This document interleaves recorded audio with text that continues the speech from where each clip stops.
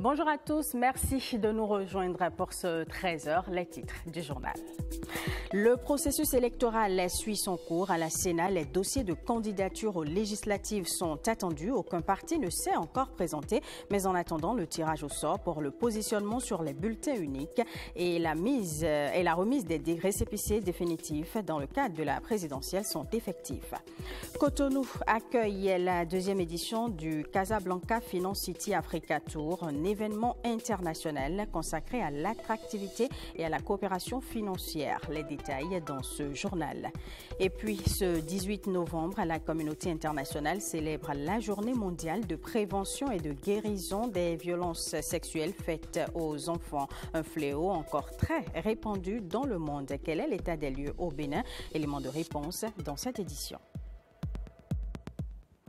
Ce 18 novembre, donc, le Bénin se joint à la communauté internationale pour célébrer la Journée mondiale de prévention et de guérison des violences sexuelles faites aux enfants. Une pratique encore très répandue, souvent même enfouie dans le silence. Malgré les efforts, beaucoup de victimes n'osent toujours pas en parler. Quel est l'état des lieux au Bénin et que fait-on pour mieux protéger les jeunes? Ce reportage de Ghislaine Bamidele Ademi nous édifie.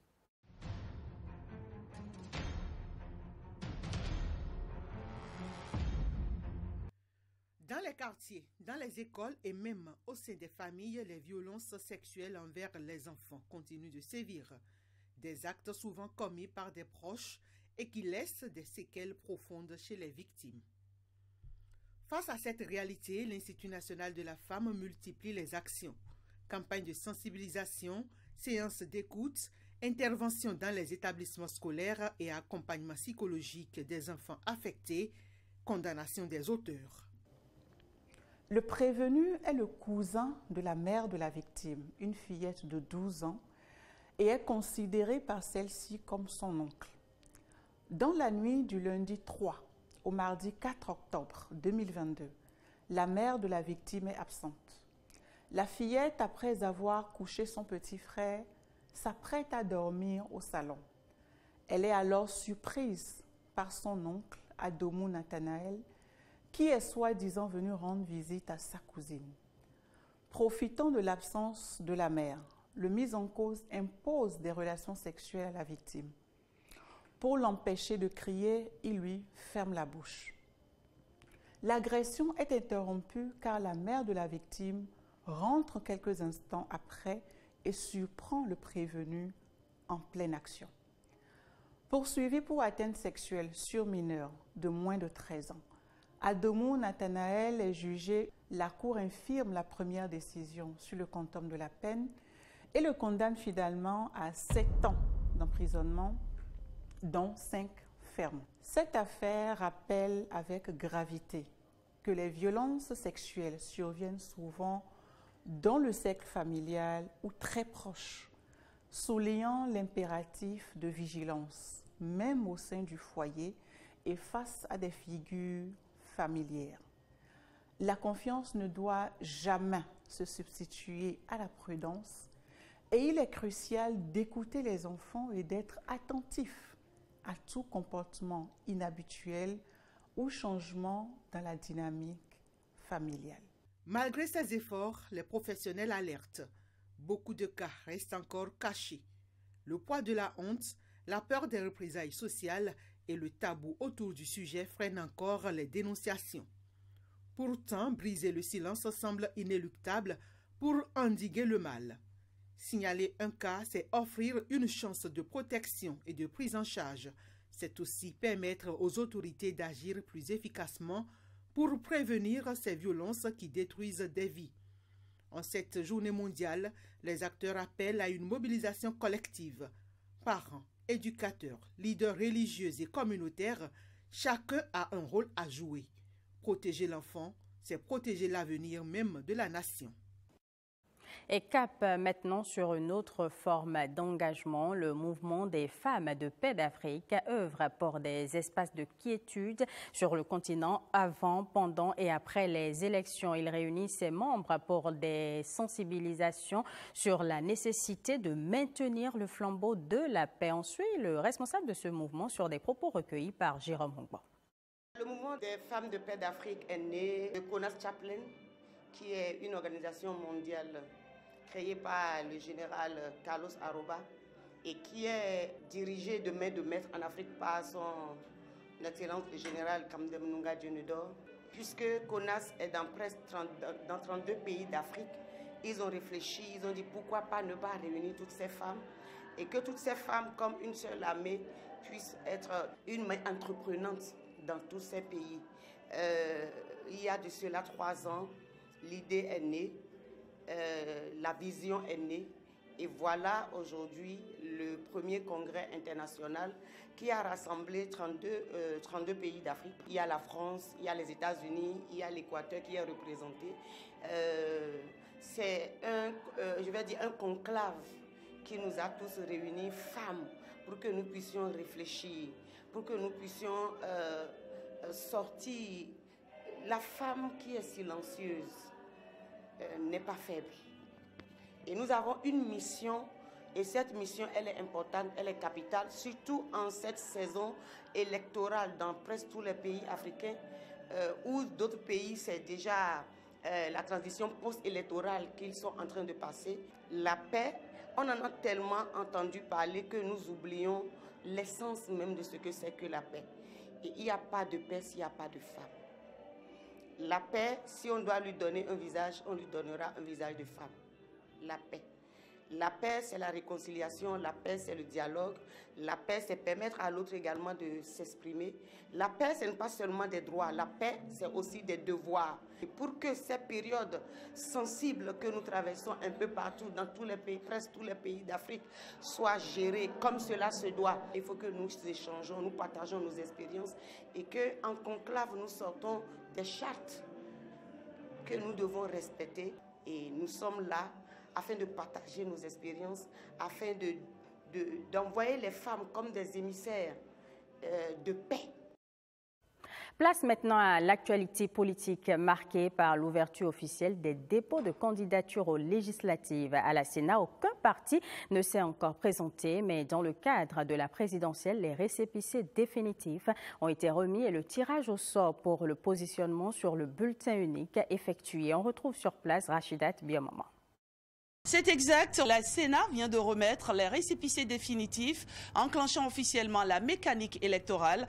Roch Judicaël Rouanon pour le parti de l'opposition, la FCBE, ainsi que Mariam Chabit Talatazime Yerima pour la mouvance présidentielle, reçoivent ces précieux documents qui les placent désormais sur la ligne de départ de la présidentielle 2026. Dans la même dynamique, les 3 partis habilités à participer aux prochaines élections communales ont également été fixés et repartent chacun avec leur récépissé définitif. Puis, dans la foulée, la Sénat a procédé au tirage au sort, déterminant le positionnement des formations sur le bulletin unique des communales. Le logo FCBE vient en première position, suivi de celui de l'Union progressiste, le Renouveau, puis du Bloc républicain. Une opération en apparence technique, mais à la portée stratégique évidente. Nous avons tiré le chiffre 3, et donc c'est l'équilibre, il n'y a aucun doute que les membres de nos ancêtres sont avec nous. Nous avons reçu notre récépissé définitif et nous connaissons désormais notre position sur le bulletin unique.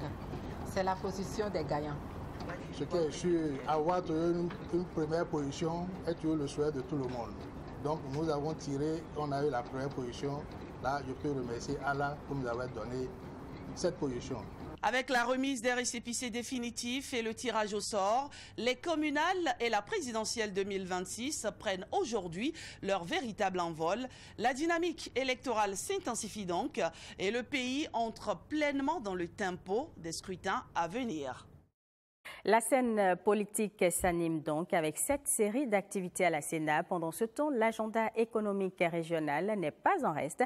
Cotonou accueille la 2e édition du Casablanca Finance City Africa Tour, un rendez-vous international pour renforcer l'intégration économique et attirer davantage d'investisseurs sur le continent. On en parle avec Gloria Oni.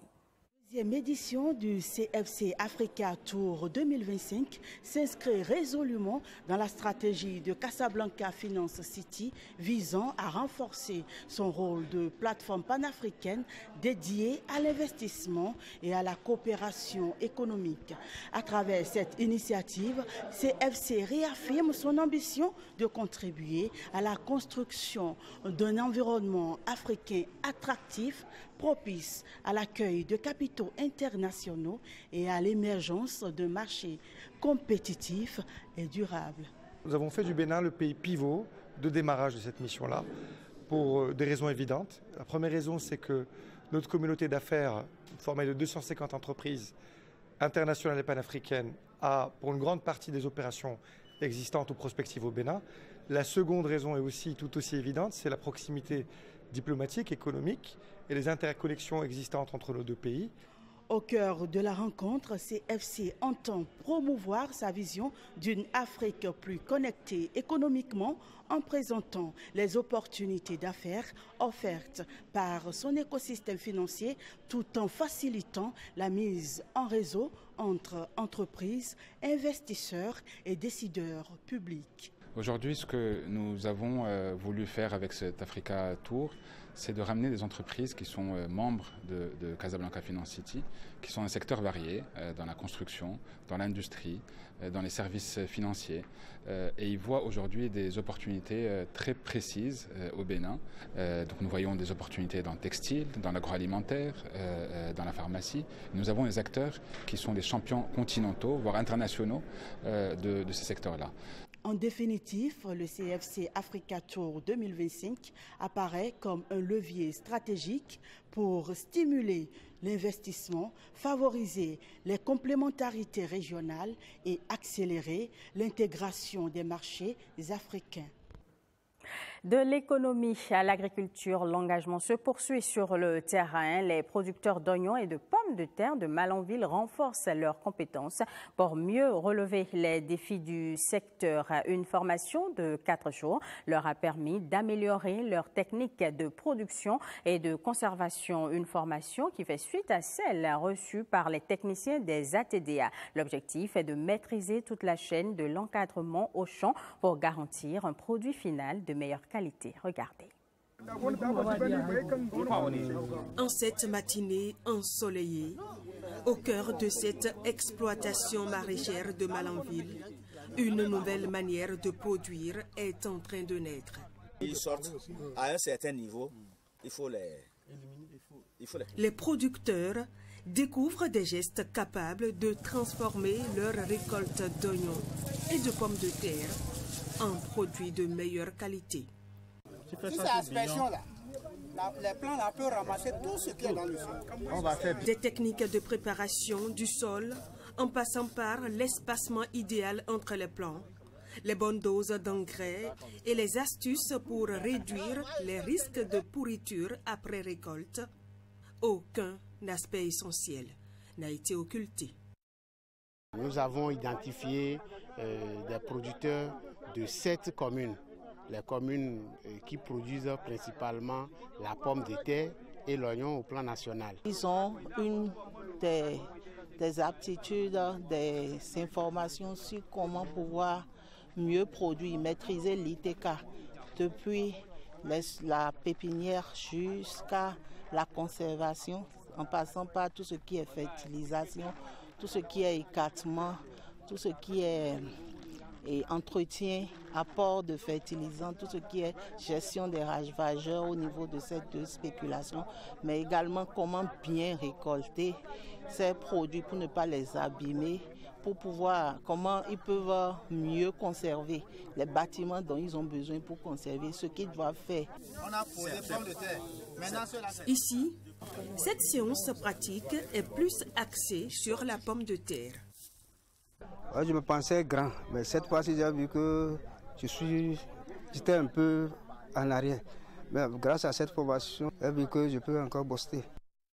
Avec une production annuelle avoisinant 95 voire 100 000 tonnes, la quantité d'oignons produite au Bénin n'est plus un enjeu.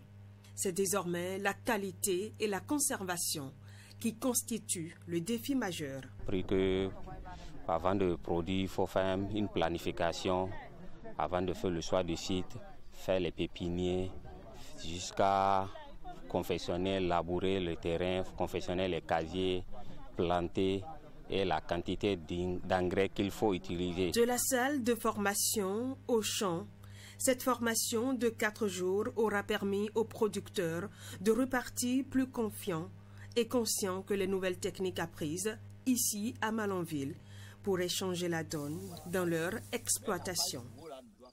Faisons maintenant du tourisme dans ce journal. La destination du jour, Zayanado, une commune du sud de Bénin chargée d'histoire. Suivons le guide. Zayanado, qui vient de Zanilando en langue fon, signifie la nuit est mal tombée, en souvenir de la mort du roi Gézo sur ses terres alors qu'il revenait de guerre. Terre des Mahis et des Yoruba, la commune se distingue par des habitants unis autour de leur patrimoine culturel et spirituel. Ce patrimoine s'illustre notamment à Arampotien, où l'église Saint-Benoît a été érigée en 1895 sur un site qui servait autrefois de camp d'entraînement aux Amazones du Dahomey. De l'ancien camp des Amazones, il ne reste aujourd'hui que quelques vestiges, comme ces arbres centenaires soigneusement conservés. Pour Paulin Pessoton, guide touristique et fils de Zayanado, l'église Saint-Benoît est un espace de recueillement, mais aussi de reconnexion avec l'histoire. C'est le roi Gézo qui a construit ce lieu et a y installé les Amazones. Ces Amazones s'entraînaient autour d'un arbre qu'on appelle le tamarin, qui est actuellement encore vivant, qu'on peut visiter. Ces Amazones qui résidaient ici s'entraînaient pour aller mener les campagnes contre les cités Nago, surtout Kétou, Sakété, même jusqu'au Nigeria à Béokuta. C'est d'ici que Gézo prenait le devant des troupes pour aller combattre ces cités Nago. C'est par la suite que le roi Béanzin est arrivé et l'importance de la zone a commencé par baisser par rapport à l'histoire liée au royaume du Dahomey.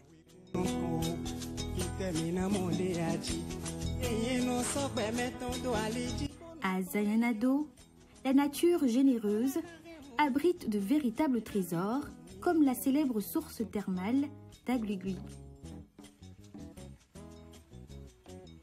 Ces eaux, riches en minéraux, sont réputées pour leurs vertus thérapeutiques et sont protégées par des règles traditionnelles strictes, respectées par les habitants depuis des générations. Et la particularité de cette source est que tout le monde ne peut pas venir ici pour se baigner. C'est réservé uniquement pour les femmes. Et c'est régi d'une manière par la tradition, de façon à ce que si les gens y rentrent comme ils veulent, en désordre, il y a en même temps les gardiens de la zone qui en même temps jugent ceux-là.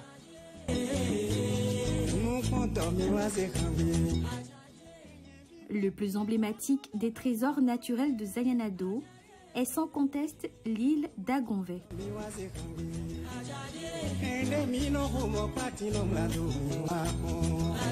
Selon la légende locale, le lac Azili autour duquel s'est formée l'île d'Agonvey est un don sacré offert par un génie lépreux en signe de gratitude envers les villageois qui l'avaient accueilli. Les habitants de l'île d'Agonvey vivent principalement de deux activités. Il y a la pêche naturellement, parce qu'il y a de l'eau, mais ils font aussi de l'agriculture. Maintenant, cette île a certaines particularités, c'est-à-dire qu'il y a des interdits. Par exemple, sur le lac Azili, il est interdit de parler le Yoruba ou le Nago. De même, il est interdit de porter des habits rouges et traverser. Cela porte malheur, dit la tradition. Zayanado reste fidèle à son histoire. Ses habitants, fiers de leur tradition, font vivre un patrimoine culturel et spirituel unique. Belle et authentique, cette commune est un trésor dont les richesses doivent être préservées pour les générations futures, afin que l'histoire et les valeurs de Zayanado continuent d'inspirer et de rassembler. Et peut-être que le marché de Zayanado s'anime ce mardi. On voit ça dans le calendrier des marchés.